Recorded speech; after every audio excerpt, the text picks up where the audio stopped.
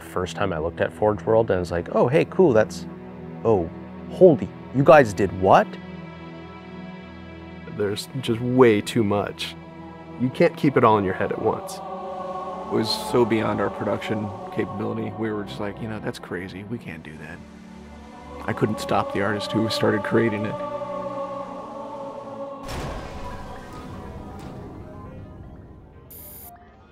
Forge is our editing tool that players can build their own maps. I mean, at its core, it's a map editor. We always had this vision right from the get-go, which is anyone can build anything.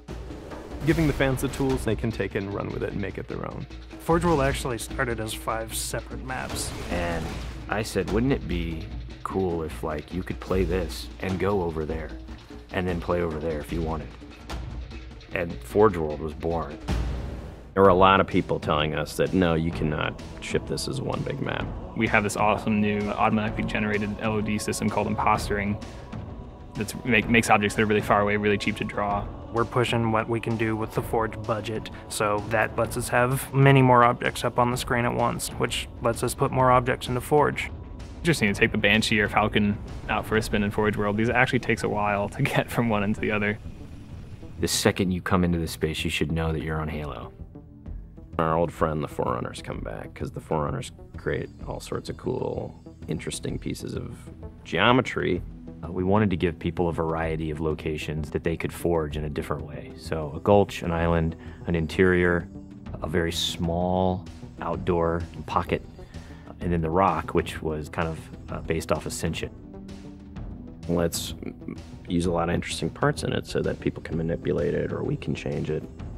Why don't we bring back Blood Gulch and carve it all up into pieces so that people can start manipulating it in interesting ways. And then Sanctuary was the other one.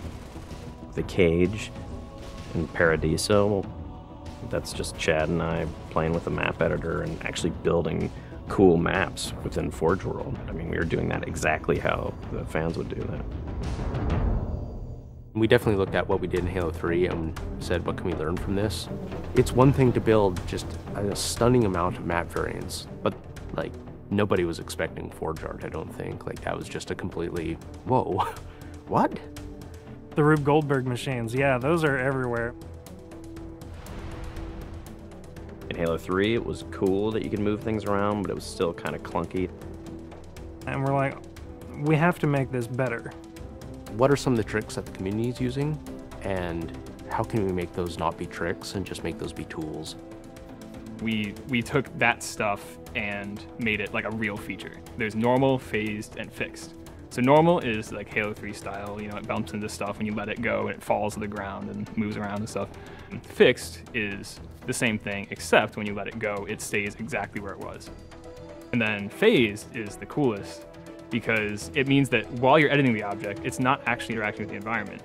You can put it through a wall, you can put it, you know, through other objects. Which changed everything for Forge, like immediately. It's much easier to build a Forge space. There's snaps and rotates and degrees and units that you can move things. You can be very precise.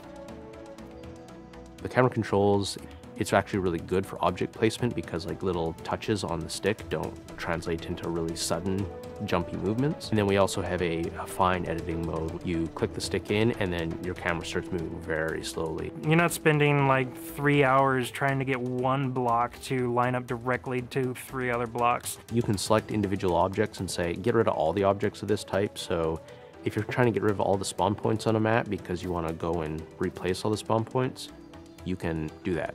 You can do custom colors. You can take these Forge pieces and say, hey, that's blue. So the blue base can truly look like the blue base. Reach's expanded sandbox includes new things like, you know, jetpacks. And if people want to build some sort of 3D map and really make use of the jetpack, they can do that now. Custom game options and Forge go together like peanut butter and jelly. You're able to do things with game types that people might not even expect.